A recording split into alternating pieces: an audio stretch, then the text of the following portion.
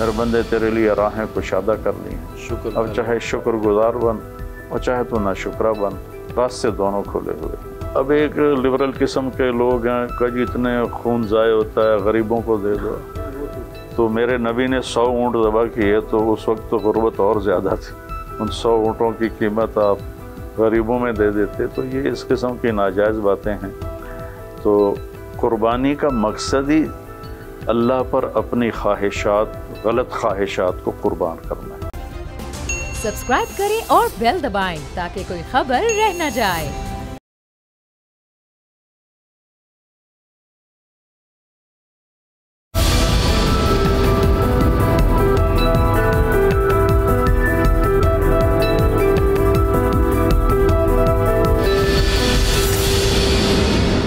السلام علیکم، میں ہوں امیر عباس اور آپ دیکھ رہے ہیں تبدیلی۔ آج 10 ذی الحج عید الاضحیٰ، اسلام کا خوبصورت تہوار، نہ صرف پاکستان بلکہ پوری دنیا میں، عالم اسلام میں مسلمان اس تہوار کو منا رہے ہیں۔ یہ الگ بات ہے کہ اس کی معنویت کو ہم کتنا سمجھتے ہیں، لیکن یہ تہوار منایا جا رہا ہے۔ اور حضرت ابراہیم علیہ السلام کی سنت، جس سنت کو ہمارے آخری پیغمبر حضرت محمد صلی اللہ علیہ وآلہ وسلم نے دوبارہ سے زندہ کیا، اور 1400 سال سے زائد عرصے سے مسلمان اس تہوار کو مناتے چلے آ رہے ہیں۔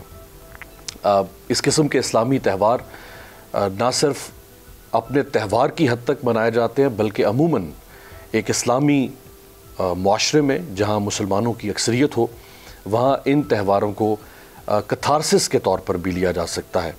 یعنی ہم اپنی زندگیوں، اپنے معاشرے، اپنے اطراف کے اوپر غور کر سکتے ہیں، اور یہ دن، یہ تہوار ہمیں ایک بہترین موقع فراہم کرتے ہیں۔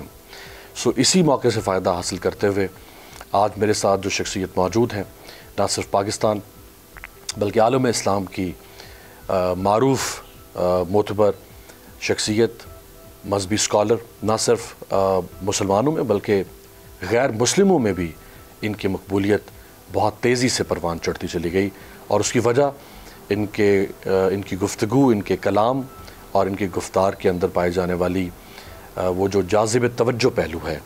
میں زیادہ حائل ہونے کی کوشش نہیں کروں گا، آپ میں اور ان کے درمیان مولانا طارق جمیل صاحب۔ مولانا صاحب بہت شکریہ آپ کا۔ مولانا صاحب، بلکہ یہیں سے آغاز کر لیتے ہیں کہ حضرت ابراہیم علیہ السلام کا یہ جو تہوار ان کی ذات سے منسوب ہے، اور پھر یہ اسلام نے بھی اس تہوار کو اپنایا۔ ایک فرد ہے اور ایک ریاست ہے، اور بیچ میں ایک معاشرہ ہے، تو فرد معاشرے سے گزرتا ہوا ایک ریاست کی تکمیل تک پہنچتا ہے۔ تو اگر ہم ایک ریاست کو فرد تصور کر لیتے ہیں کہ ایک ریاست بھی ایک فرد ہے، تو ہم فرد کے اوپر تو ہر سال بحث کرتے ہیں کہ قربانی کا جذبہ، اظہار کا جذبہ، لیکن ریاست کا وہ ڈسکنیکٹ ہم اس کو کر دیتے ہیں فرد سے۔ تو آپ کیسے سمجھتے ہیں کہ ریاست کے اندر اظہار کا جذبہ کیسے آ سکتا ہے، قربانی کا جذبہ کیسے آ سکتا ہے؟ بسم اللہ الرحمن الرحیم، والصلاة والسلام علی رسولہ الکریم وعلی آلہ واصحابہ اجمعین۔ جی امیر عباس میاں، ترجیحات کو بدلنا پڑے گا۔ ترجیحات میں اگر صرف دنیا ہے اور پیسہ ہے، کرسی ہے، تو اس شخص کے سامنے کوئی منزل ہی کوئی نہیں۔ یہ اس چیز کو دولت سمجھ رہا ہے جو موت سے ملٹیپلائی ہوگی تو زیرو ہو جائے گی۔ جیسے ہم زیرو سے کتنے بڑے عدد کو ملٹیپلائی کریں تو وہ زیرو ہو جاتا۔ تو کسی نے جو کچھ بنایا، جب وہ موت کے ساتھ ضرب کھاتا ہے تو زیرو ہو جاتا۔ 1 منٹ پہلے وہ طارق جمیل کہلا رہا ہے، 1 منٹ کے بعد وہ ڈیڈ باڈی کہلا رہا ہے، اس کا نام ہی اٹھ جاتا ہے، مرحوم ہو جاتا ہے، نام اٹھ جاتا ہے۔ تو اس وقت ہمارے پوری دنیا میں اوورآل دنیا کی دوڑ لگی ہوئی ہے۔ تو اللہ کے نبی کا فرمان مجھے یاد آیا آپ کی برکت سے۔ آپ نے فرمایا مل فقر اخشى علیکم، مجھے تمہارے فقر اور غربت کا ڈر کوئی نہیں، वलकिन अख्शा अन तुबसत अलैकुम दुनिया कमा बुसतत अला मन कान क़ब्लकुम, मुझे उस दिन का खौफ है जिस दिन दुनिया तुम पे खुल जाएगी जैसे पहली कौमों पे खुली। फतनाफसूहा कमा तनाफसू फीहा, तो जैसे वो दुनिया के दीवाने बन गए थे पिछली कौमें, तुम भी दुनिया के दीवाने बन जाओगे। फतुहलिकुम कमा अहलकतहुम, तो जैसे अल्लाह ने पहली कौमों को हलाक किया तुम्हें भी हलाक कर देगी। तो रियासत के अफराद हों या मुआशरे के अफराद हों या एक फ़र्द हो, पहली बात तरजीह को बदलना पड़ेगा कि मेरे लिए आखिरत है।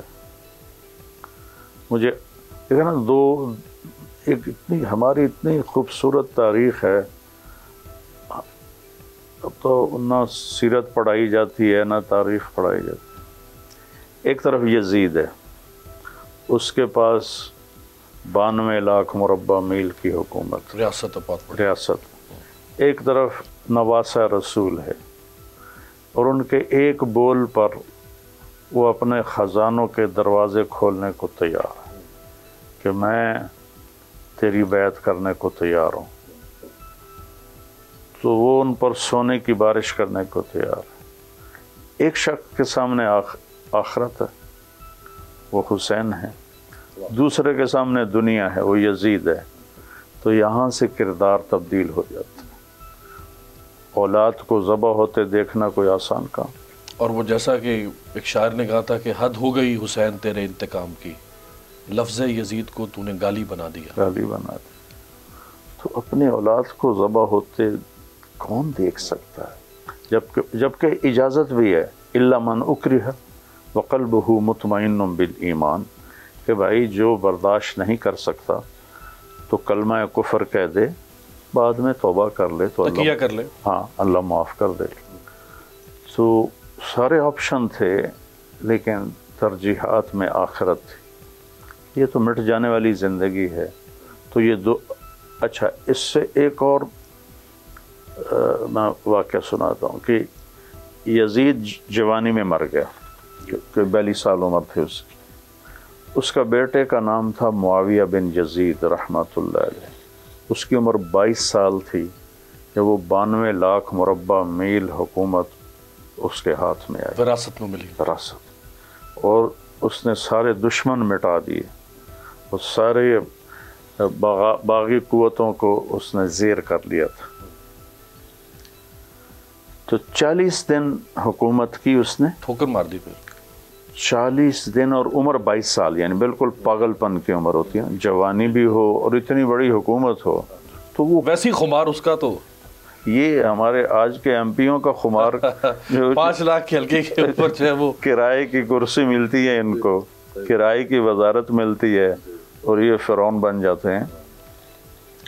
तो 40 दिन के बाद उसने बनु मैया को इकट्ठा किया, अपने ख़ानदान को, और यहाँ से उसने बात शुरू की, काना अबी जब्बारन, मेरा बाप फिरौन था, सालिम था, उसने तख्त के लिए आले रसूल का खून बहाया, और जिस तख्त के नीचे आले रसूल का खून हो मैं उस पर लानत भेजता हूँ। क्या बात, ये है तुम्हारी हुकूमत, जिसको चाहे देता।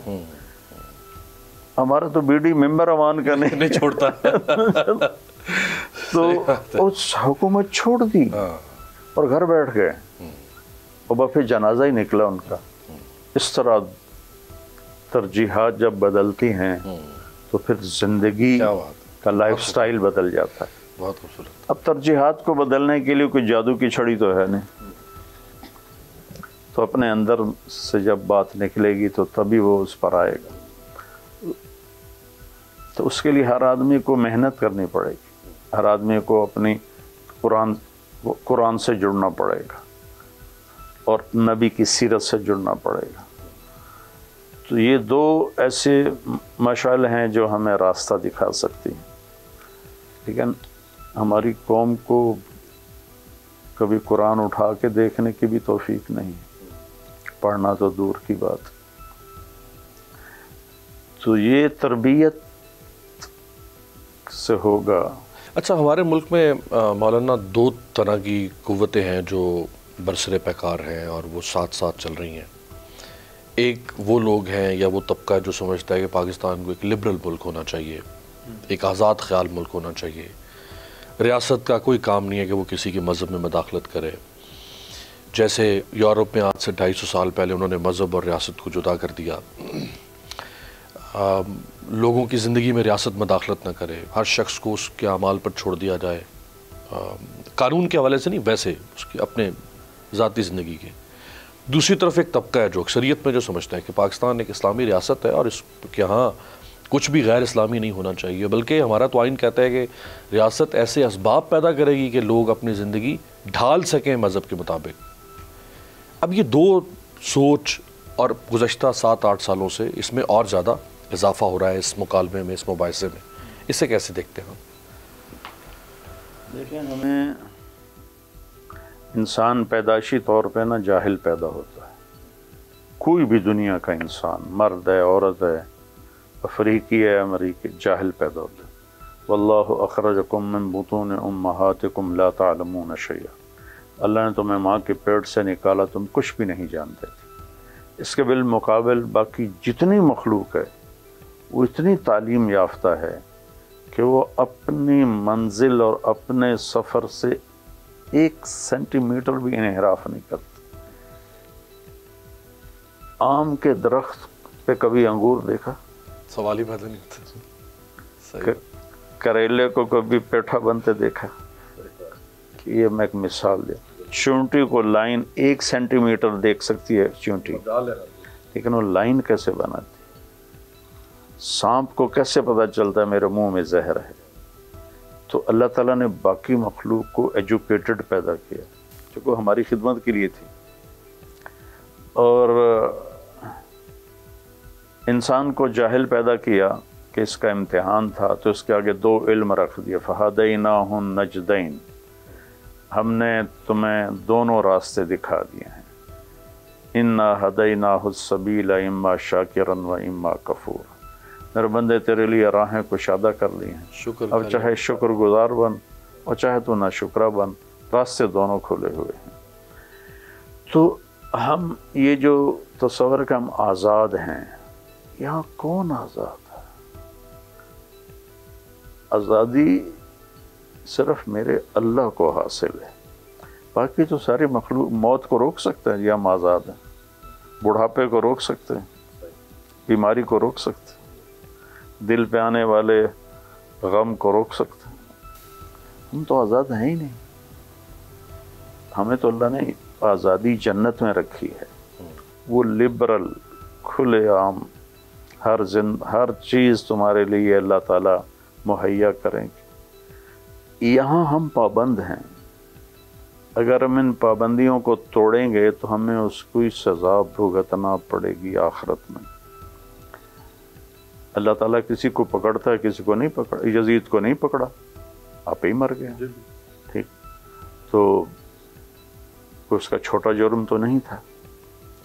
تو یہ دنیا حساب کتاب کی جگہ نہیں ہے، اس کے لیے آگے آ رہا ہے جہاں۔ تو لبرل ہونا تو کوئی عقل کی بات ہی نہیں ہے کہ ہم لبرل ہیں، ہم اب گاڑی رائٹ سائڈ پہ چلائیں گے، لیفٹ پہ نہیں چلائیں گے، ہم آزاد ہیں۔ ٹکر کتنی ٹکریں ہوں، ہم آزاد ہیں، ہمیں کوئی روکنے والا نہیں، اٹھا کے سائنائڈ ہم کھا لیں گے تو 5 سیکنڈ لگیں گے مرنے میں۔ ہٹلر نے مرتے ہوئے سائنائڈ کھایا تھا۔ تو ہم لبرل ہو ہی نہیں سکتے، یہ تو ایک جہالت کا تصور ہے۔ کہیں ایسا تو نہیں مولانا کہ جو لوگ دین بیزار ہو چکے ہیں، یا ہم یوں کہہ سکتے ہیں، جن کو عموماً لبرل بھی کہا جاتا ہے، اور جن کی سوچ میں نے آپ کے سامنے رکھی، کہیں علماء کا کردار بھی ماضی میں ایسا رہا جو دہشت گردی اسلام کے ساتھ جڑ گئی، اسلام کو جس طرح استعمال کیا گیا مذہب کو، مختلف جیسے مذہبی سیاسی جماعتیں اور مختلف معاشرے کے جیسے طبقات جنہوں نے مذہب کو استعمال کیا اپنے مفادات کے لیے، تو لوگ شاید کچھ لوگ اچاٹ ہو گئے، انہوں نے کہا بھئی رکھو، اب تمہارا کام ہے اپنے پاس رکھو، ہمیں اس میں مت لاؤ، ہم اپنا دین خود دیکھ لیں گے، بنا لیں گے۔ یہ صحیح بات ہے آپ کی. پریزنٹیشن اگر غلط ہو تو اس کا رزلٹ بھی غلط ہوگا. تو یہ شدت پسندی اور یہ فرقہ واریت، اس کی شروعات تو علماء سے ہوئی ہے، لیکن سارے علماء تو ایسے نہیں. جی بالکل. اگر بری مثال ہے تو وہ کیوں لیتے ہیں؟ اچھی مثال لیں. بہت اچھی مثالیں بھی. اچھی مثالیں، اچھے نمونے، چونکہ دین کو اللہ نے قیامت تک باقی رکھنا ہے تو اس کو اٹھانے والے، اس کو لے کے چلنے والے ہر دور میں موجود رہیں گے. تو ہم نیگیٹو کیوں دیکھتے ہیں؟ ہم پازیٹیو دیکھیں. اور اس کے پوری دنیا میں مثالیں موجود ہیں اللہ کے فضل سے. تو چونکہ شیطان ہمیں ایک پوری طاقت ہے جو ہمیں نیگیٹیوٹی انسان کے اندر جلدی آتی ہے، پازیٹیوٹی بڑی دیر سے آتی ہے. وہ نیگیٹیو چیز کو ایک دم لیتا ہے، پازیٹیو کے لیے اس کے اوپر بوجھ پڑتا ہے. وہ بوجھ اس سے برداشت نہیں ہوتا تو کبھی نعرہ لگاتا ہے ہم آزاد ہیں، کبھی نعرہ لگاتا ہے ہم لبرل ہیں. موت سے بچ کے دکھا دیں تو ٹھیک. جیسے یہ تحریکیں بھی خواتین کے حوالے سے اٹھتی جی ہیں، میرا جسم میری مرضی، یہ ساری بیچار جو تحریکیں ہیں نا، یہ بہت ناسمجھ ہے. اور کچھ اس میں مردوں کا بھی قصور ہے. بالکل بالکل. خواتین کا استحصال تو اس میں حقیقت تو ہے نا. جس قدر ہمارے ملک میں بلکہ پوری دنیا میں، جی پوری دنیا میں سب سے زیادہ عورت امریکہ میں پٹتی ہے. جی. کیونکہ وہاں شادی تو ہے نہیں، گرل فرینڈ ہے. وہ نشے میں مار ان کے حشر کر دیتے. وہ تو باتیں باہر نہیں نکلنے دیتے. یہاں اسلام نے عورت کا وراثت میں حق رکھا ہے، وہ نہیں دیا جا رہا، کوئی بھی نہیں دیتا. جی. نہ زمیندار دیتے ہیں نہ تاجر دیتے ہیں. بس تینوں جائز دے چھڑے بھائی، یہ تیرا ہے سارا کچھ، تر جاتے لے جاتا ہوں. اور باپ مر جائے تو بھائی بہنوں کو زمین ہی نہیں دیتے، زبردستی ان سے انگوٹھے لگوا کے زمین اپنے نام کر لیتے ہیں. یہ اس کے ریاکشن میں یہ بات آئی ہے. لیکن اس طرح کا ریاکشن ٹھیک نہیں ہے. ہماری ایک حد ہے، ہم حدود کے اندر زندگی گزارنے کے. ادخلوا فی السلم کافہ ولا تتبعوا خطوات الشیطان. میرے بندو، پورا اسلام اپنے ایکسیپٹ کرو، شیطان کے پیچھے نہ چلو. اللہ کے نبی کا فرمان ہے اگر جہنم کے پانی سے ایک ڈول بھر کے سمندروں میں ڈال دیا جائے تو 7 سمندروں کا پانی کھولنے لگے گا. اتنا زیادہ اس کا درجہ حرارت، حدت اس کی اتنی ہوگی. اور جنت کے بارے میں فرمایا کہ ایک ناخن کے برابر، ہم نے کہا ما یحمل ظفر من الجنت لو بدا. ایک ناخن پر جتنی چیز آتی ہے جنت میں سے اتنی چیز کو یوں کر کے آسمان کے نیچے کر دیا جائے تو پوری کائنات میں خوشبو پھیل جائے گی. اچھا، اس کے اوپر کچھ تنقید بھی ہوتی ہے مولانا. کیا؟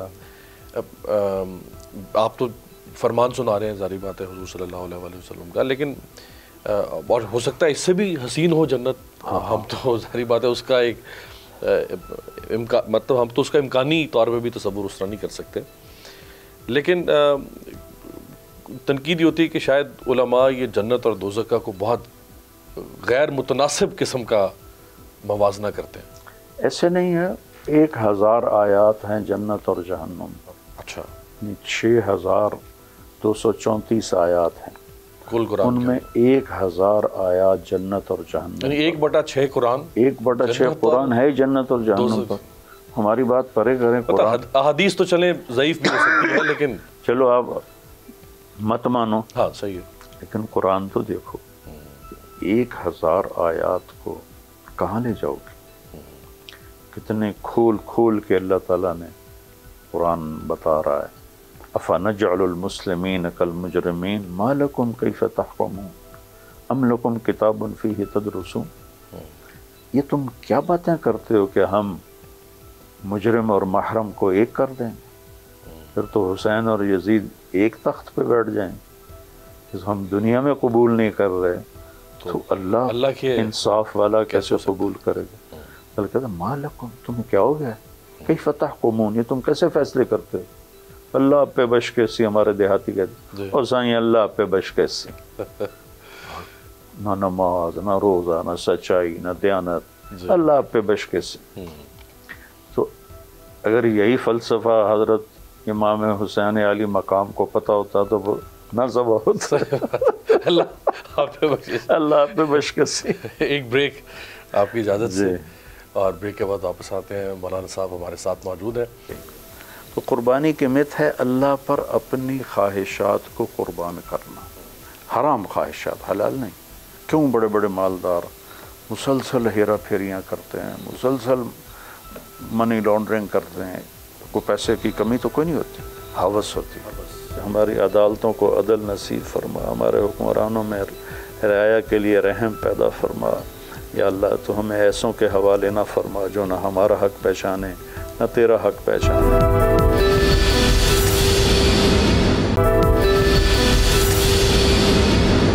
بریک کے بعد خوش آمدید عید الاضحیٰ کے خصوصی پروگرام میں مولانا طارق جمیل صاحب ہمارے ساتھ ہیں مولانا صاحب معاشرے میں ایک نفسا نفسی کا عالم ہے خاندانی نظام جو ہے جو ہمارے ویسے بھی مشرق کی بھی ایک پہچان تھا وہ خاندانی نظام بکھر رہا ہے بچوں اور والدین کے درمیان فرق بڑھتا چلا جا رہا ہے بچوں کی تربیت جس طرح ہونی چاہیے آپ ایک قوم تیار کرتے ہیں قوم سازی کا عمل ہے وہ ایک بے سمت ایسے سرپٹ دوڑے جا رہے ہیں پہلے حصے میں ہم نے بات کی کہ دولت اقتدار اس کے پیچھے لوگ بھاگ رہے ہیں بے چینی ہے سکون نہیں ہے لوگوں کی زندگی میں آپ اتفاق کرتے ہیں ایسا ہی جنید جمشید رحمۃ اللہ علیہ سے جب میری پہلی ملاقات ہوئی جی مجھے کسی نے کہا کہ یہ ایک گلوکار آپ کو ملانا میں نے کہا لے آؤ تو اس نے ایسے اپنا چہرہ چھپایا ہوا تھا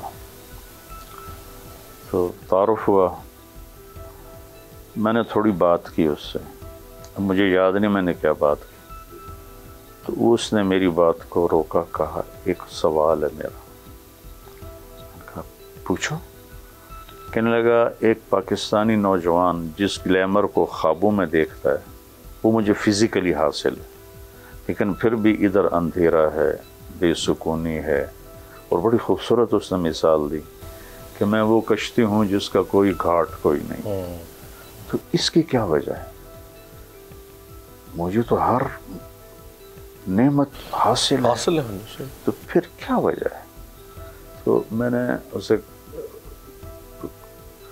جو خلاصہ میں نے اس کو بتایا میں نے کہا تم بتاؤ تمہارے اس گھٹنے میں درد ہو تم یہاں میڈیسن لگاتے رہو ٹھیک ہوگا میں نے کہا نہیں میں نے کہا یہ تمہارے دل کا درد ہے اور تم اسے اور چیزوں سے تلاش کر رہے ہو میں تلاش کر رہا ہوں وہاں وہ ہے نہیں دل صرف اللہ کی یاد سے پرسکون ہوتا الا بذکر اللہ تطمئن القلوب اللہ ہے جیسے ایک سائرن نہیں بجتا عربی زبان کا یہ لفظ سائرن ہے اللہ اللہ سنو سنو غور سے سنو صرف اللہ کی یاد سے دلوں کو چین ملے گی دنیا کی کوئی دولت کوئی عزت کوئی نشہ کوئی گلیمر اس کو متاثر نہیں کرتا یہاں صرف اللہ کی یاد آئے گی تو اس کو سکون ملے تو میں نے کہا تم اس کو گلیمر میں تلاش کر رہے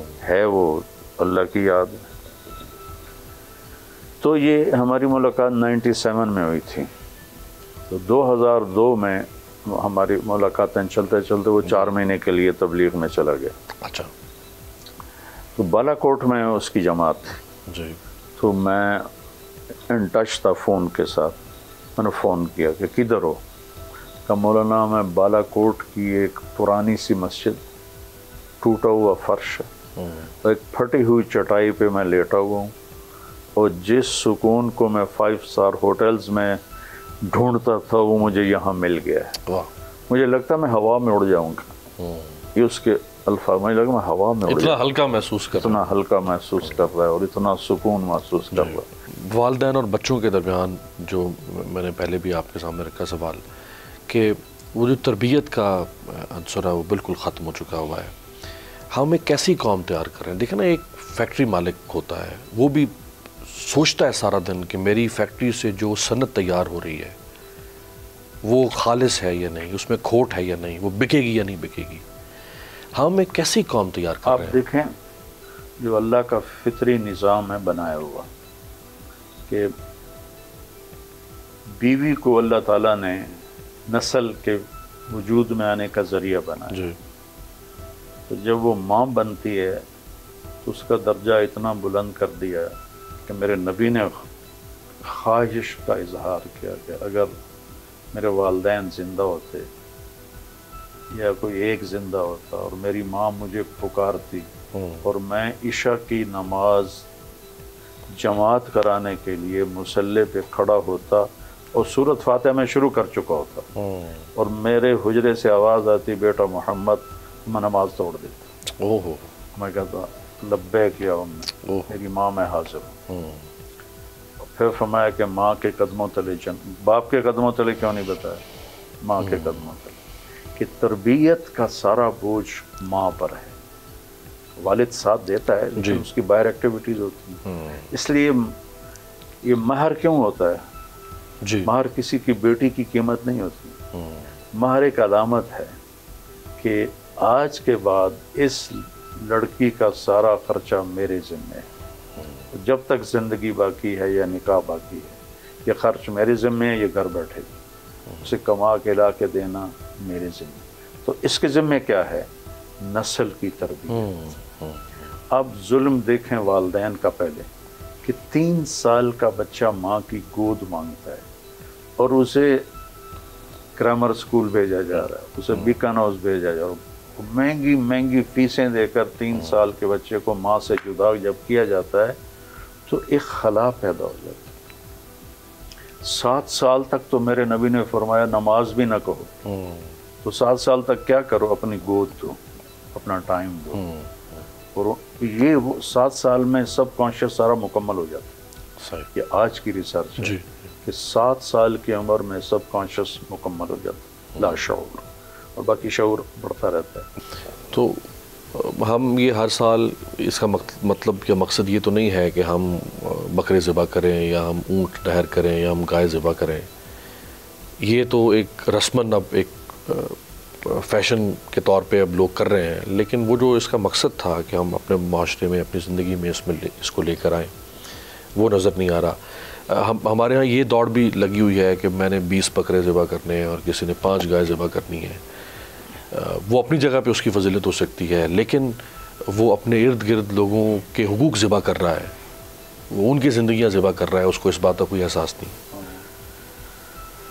تو اس کا قربانی سے کیا تعلق ہے؟ قربانی تو ایک اللہ کا حکم ہے. اللہ کے نبی نے فرمایا کہ طیبوا بہا انفسکم، کہ خوشی کے ساتھ قربانی کرو. آپ نے حج کے موقع پر 10 ذوالحج 63 اونٹ اپنے ہاتھ سے ذبح کی اور پھر باقی 37 مولا علی کے حوالے کیے. وہ 37 انہوں نے ذبح کی. 100 اونٹ کی آپ نے قربانی دی اور حاجیوں سے کہا لے جاؤ بھائی، جو لے جانا چاہتا لے جاؤ. اور پھر فرمایا کہ جو گوشت بنانے والے ہیں ان کو گوشت میں سے ان کی پیسے نہیں دینے، وہ میں الگ اس کی قیمت ادا کروں گا. یہ ٹوٹل مینا کے حجاج کے لیے ہے.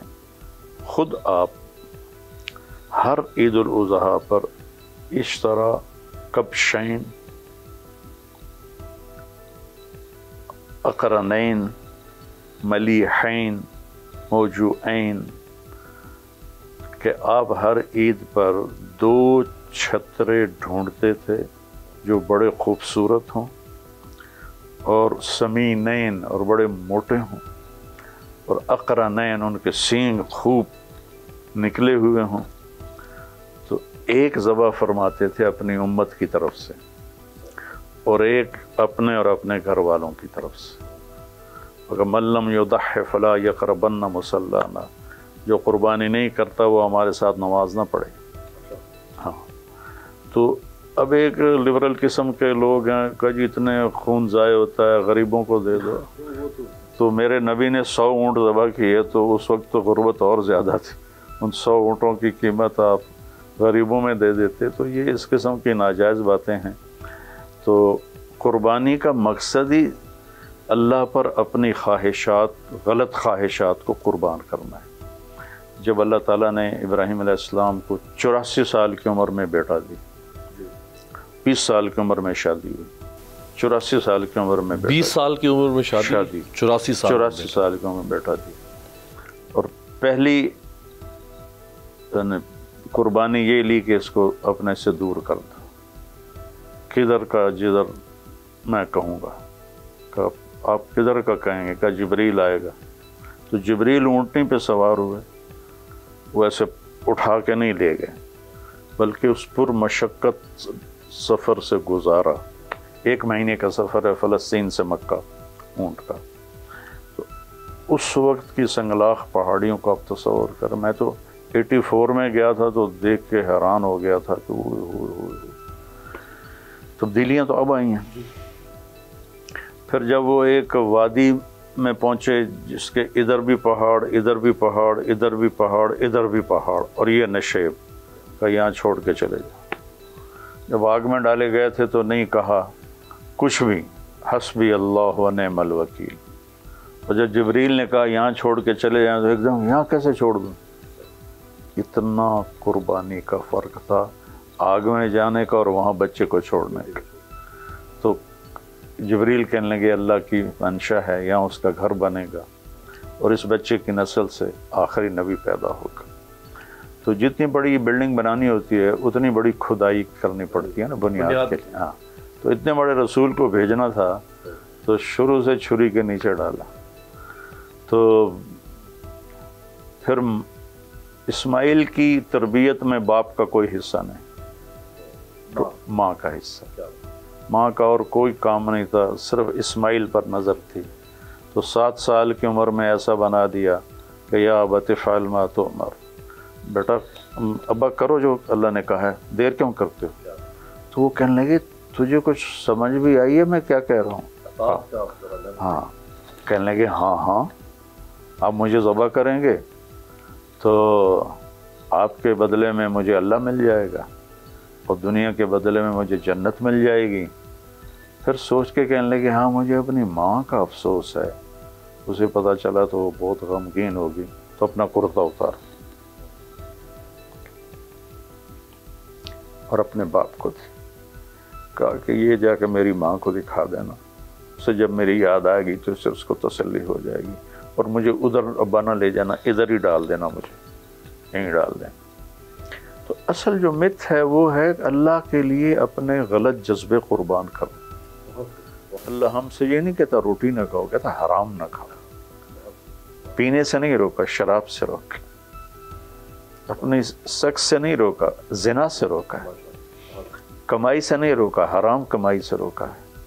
तो ये छुरी चली पहले हज़रत इस्माइल पर, तो अल्लाह ने बच्चा को निकाल के छतरा, इसलिए अब छतरा ज़बह करते थे, जन्नत से छतरा ला के जिब्रील ने डाला और वो ज़बह हो गया। फिर ये छुरी चलने लगी थी हज़रत अब्दुल्ला पर, आपके वालिद मोहतरम कि अब्दुल मुत्तलिब ने का एक ही बेटा था, तो जमज़म का कुआं खोदते हुए थक रहा था। तो उसका वो भी कोई सरदार है जिसकी औलाद ना हो।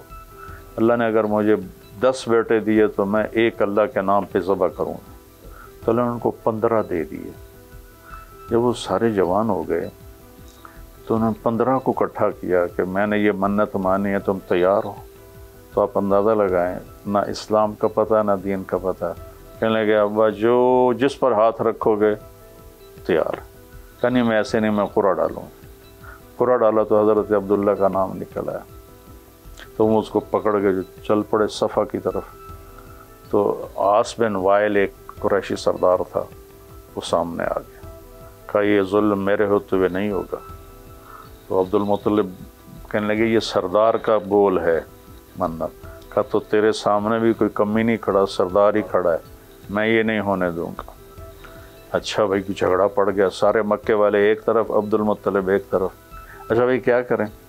क्या चलो उधर उस्फान मदीना जाते हुए रास्ते में आता है, वहाँ एक काहिना है, उस ज़माने के नजूमी टाइप लोग, उसके पास चलो।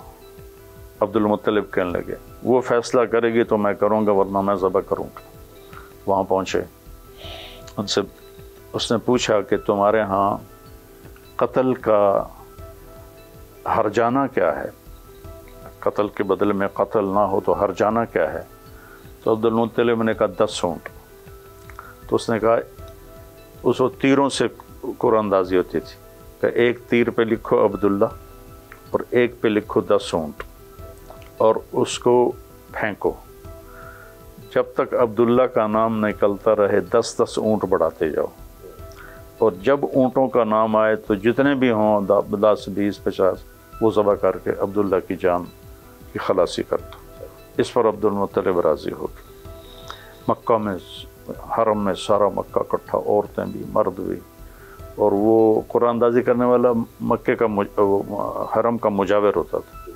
तो ऐसे एक बना होता था छोटा सा बोतल टाइप का, उसमें वो 2 तीर डाले हो, एक पे अब्दुल्ला एक पे 10 ऊँट, जो फेंका तो अब्दुल्ला निकला। तो अब्दुल मुत्तलिब एहतियातन 100 ऊँट बाहर खड़े किए हुए थे और 10 पहले ही इधर कर दिए थे। तो उन्होंने 10 और 7 कर दिए, 20 हो गए। फिर कोरा डाला, फिर अब्दुल्ला, फिर 10 और बढ़ा दिए, 30 हो गए। फिर कोरा डाला, फिर अब्दुल्ला, 40 हो गए। फिर कोरा डाला, 50 हो गया। अब्दुल्ला नहीं कर रहा है, 60 पे भी अब्दुल्ला, 70 पे भी अब्दुल्ला, 80 पे भी अब्दुल्ला, 90 पे भी अब्दुल्ला। जब 100 हो गए, 100 पर भी अब्दुल्ला, तो जब 100 के पूरे होने पर कोरा डाला तो ऊँट निकल आया। तो सारे मक्के वालों ने नारा लगाया। तो कहने अब्दुल मुत्तलिब कहने लगे नहीं नहीं नहीं नहीं, एक दफ़ा और करूँगा। दोबारा उससे फेंकवाया तो फिर ऊँट निकल आए। कहने लगे नहीं मैं अभी भी राज़ी नहीं हूँ, एक दफ़ा और करूँगा। फिर तीसरी दफ़ा किया तो फिर ऊँट निकल आए।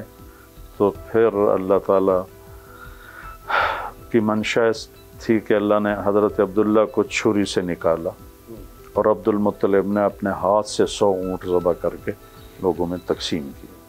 लेकिन जब छुरी ने चलना ज़रूर था, क्योंकि कुर्बानी के बग़ैर चीज़ मिलती नहीं है। तो फिर वो सादत हुसैन के हिस्से में आई कि उन पर ज़िबह हो गया और छुरी चल गई, बल्कि सारी औलाद पे चल गई। तो कुर्बानी की मित है अल्लाह पर अपनी ख्वाहिशात को कुर्बान करना। हराम ख्वाहिशात, हलाल नहीं, हराम ख्वाहिश, चूँकि ख्वाहिशात की हद कोई नहीं। क्यों बड़े बड़े मालदार मुसलसल हेरा फेरियाँ करते हैं, मुसलसल मनी लॉन्ड्रिंग करते हैं, को पैसे की कमी तो कोई नहीं होती, हवस होती, हवस होती। तो अल्लाह ने इससे रोका कि हवस। तुम आपने फरमाया 2 भूखे भेड़िए इतना तबाही नहीं मचाते बकरियों में जितना माल की हवस रखने वाला और चौधराहट की हवस रखने वाला अपने दीन को तबाह करता है। बहुत बहुत।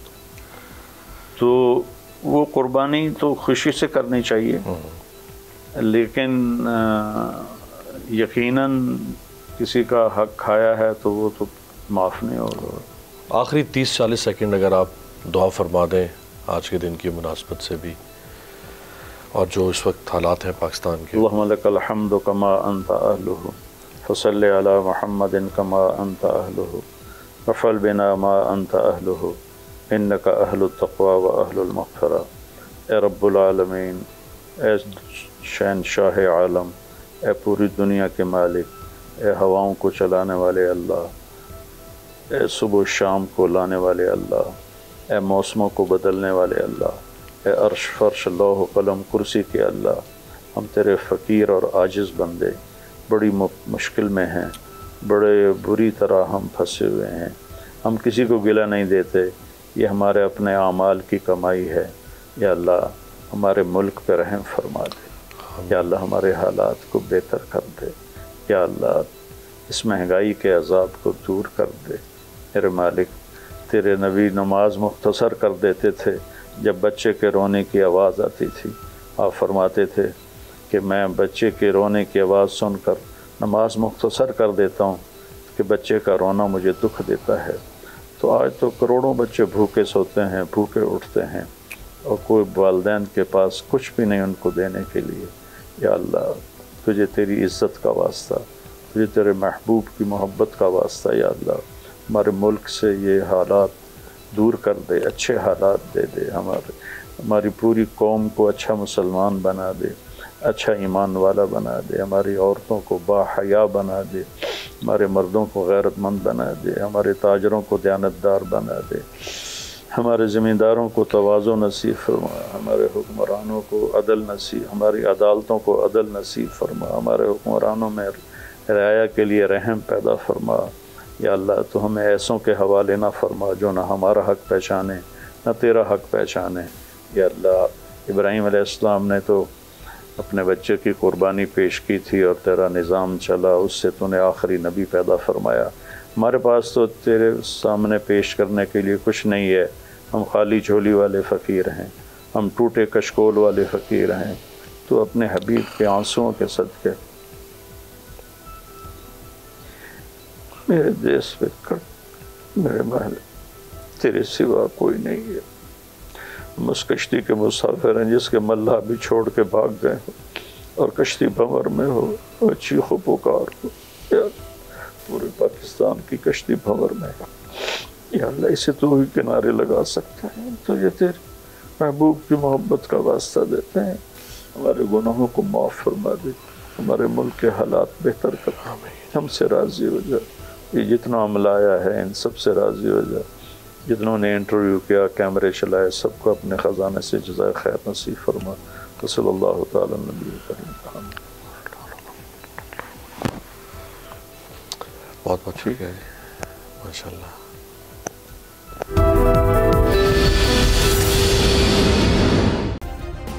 سبسکرائب کریں اور بیل دبائیں تاکہ کوئی خبر رہ نہ جائے۔